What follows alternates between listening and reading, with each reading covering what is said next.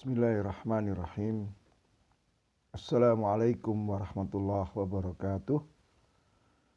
Innal hamdalillah nahmaduhu wa nasta'inuhu wa nastaghfiruh wa na'udzu billahi min shururi anfusina wa sayyiati a'malina may yahdihillahu fala mudilla lahu wa may yudlil fala hadiya lahu.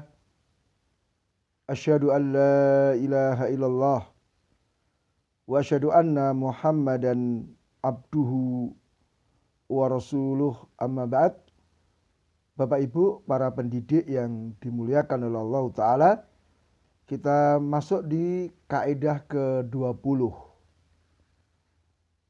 yaitu munadatuhum bi ahabbil asma'i wal alqabi ilaihim.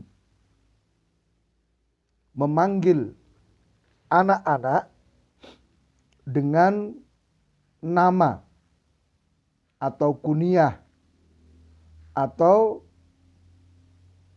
julukan yang mereka sukai. Dan isma'uhum ibaratus sana wa tasji', dan memperdengarkan kepada mereka ungkapan-ungkapan pujian, ungkapan-ungkapan motivasi, dan menjauhi ungkapan-ungkapan yang bersifat celaan atau menghancurkan. Nah, berarti di sini ada dua. Pertama adalah apa? Memanggil anak dengan nama atau dengan kunyah atau dengan gelar yang mereka suka. Ini dipraktekkan oleh Rasul Shallallahu Alaihi Wasallam. Ya, beliau memanggil Aisyah, ya Aisyah, hendaknya engkau berlaku lemah lembut. Ya, wahai Mu'ad. Ya, sampai beliau ulang 3 kali ketika mau mengajarkan tentang hak Allah atas hamba dan hak hamba atas Allah. Ketika Mu'ad membonceng di belakang beliau di atas keledainya, dipanggil ya Mu'ad, ya Mu'ad, ya Mu'ad. Ya, bahkan dalam satu kejadian beliau mengungkapkan kecintaannya kepada Mu'ad. Ya Mu'ad, wallahi inni la uhibbuk. Wahai Mu'ad, sungguh aku mencintaimu. Sebelum Rasul mengajarkan sesuatu kepada Mu'ad. Maka panggilan dengan nama ini memiliki pengaruh yang sangat besar. Ya, ketika orang tua, ketika seorang guru memanggil anak, memanggil muridnya dengan nama, ini Masya Allah. Pertama, itu akan menjadikan anak merasa senang. Itu memasukkan perasaan senang, gembira kepada anak. Yang kedua, panggilan itu akan menjadikan anak lebih konsentrasi. Mungkin Bapak Ibu atau para guru ya bisa mempraktekkan ketika misalnya ada murid yang ramai di kelas. Panggil aja namanya, ya Muhammad. Pasti dia akan diam. Dia pasti akan memperhatikan panggilan itu. Beda kalau kita panggil, hei kamu. Ya akhirnya dia nggak akan menaruh perhatian. Karena dia merasa tidak dipanggil. Kamu itu siapa? Nah, apalagi sampai kemudian kita memanggil anak-anak kita, memanggil murid-murid kita dengan gelar-gelar yang jelek. Ya, Allah larang itu. Wala tanabazu bil alqab. Jangan kalian apa? Memberikan gelar-gelar yang jelek pada orang lain. Karena ini akan merusak kejiwaan anak. Ya, menumbuhkan kebencian. Mungkin anak diem atau bahkan mungkin tersenyum karena memang nggak berani gitu loh. Maka ini mohon Bapak Ibu ya, kita memanggil anak-anak kita dengan nama-nama yang baik. Karena kita memang disunahkan, disyariatkan untuk memberi nama yang baik kepada anak-anak kita. Maka panggillah dengan nama yang baik. Dengan nama yang mereka suka. Ya, nama itu juga merupakan bentuk doa. Nah, ya, Kemudian juga ada ulama yang memberikan arahan agar kita ini di samping memberi nama juga segera memberikan nama kunyah sebelum orang memberikan julukan yang jelek untuk anak-anak kita. Nah, kemudian yang kedua berkenaan dengan apa? Kata-kata motivasi. Ungkapan-ungkapan pujian untuk anak-anak kita. Ya, ini sangat penting karena maaf, ungkapan itu akan membentuk kepribadian anak-anak kita. Satu penelitian itu menyebutkan bahwa anak-anak sampai usia remaja, sampai usia SMP, itu mendengar dari kedua orang tuanya itu 15.000 kata-kata jelek. Entah itu berupa celaan, caci maki, atau kata-kata yang memang menghancurkan kepribadian anak. Bayangkan. Ya.